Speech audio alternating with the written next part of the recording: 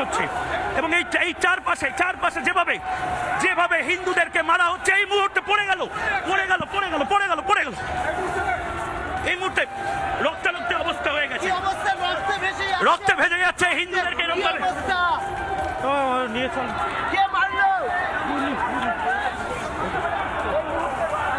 এই মুহূর্তে একজন অসুস্থ হয়ে পড়েছে পুলিশের লাঠির ঘায়ে। এই মুহূর্তে মুখ ফেটে গেছে এই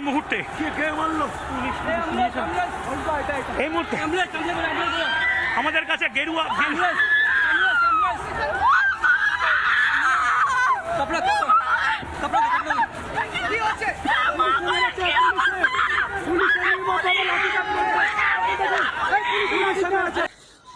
দেখলেন বন্ধুরা, পুলিশের বর্বরতাটা দেখলেন।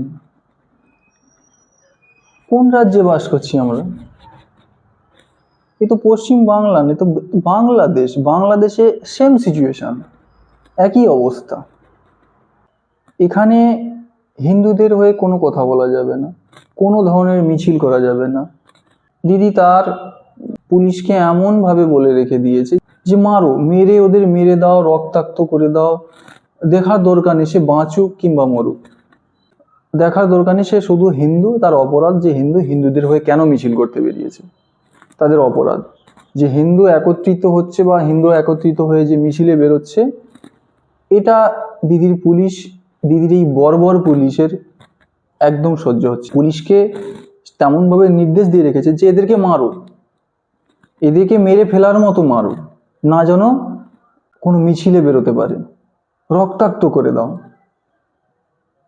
কাঁদানো গ্যাস দিয়ে হবে না, এদের লাঠিচার্জি করতে হবে। এদের বর্বরতা, পুলিশের যে এত নির্মম ব্যবহার, কি বলবে মানুষ এতে?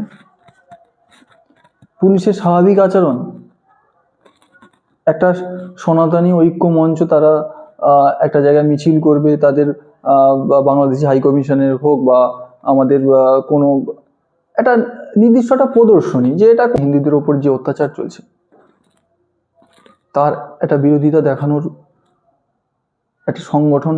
সনাতনী এখনো পর্যন্ত মরে যায়নি, এখনো ভারতবর্ষের সনাতনীরা বেঁচে আছে, এটা দেখানোর চেষ্টা পশ্চিমবাংলায় করা যাবে না।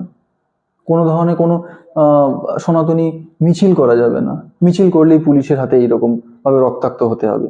আর পরিবারের লোক হাউ হাউ করে কাঁদছে যে মনে হয় মেরে ফেলে দিয়েছে। সে একটা নিউজ রিপোর্টারের কাছে কাকুতি মিনতি করছে যে আমাকে একটু নিয়ে যাও, মানে মেরে দিয়েছে, তাকে রক্তাক্ত করে দিয়েছে।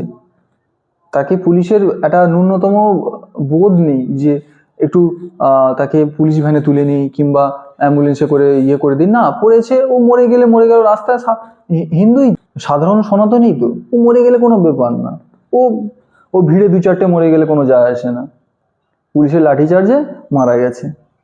পুলিশের যে এই ধরনের ব্যবহার, এতে মানুষের মনে আরো জোরালো কিন্তু প্রতিবাদ জাগবে।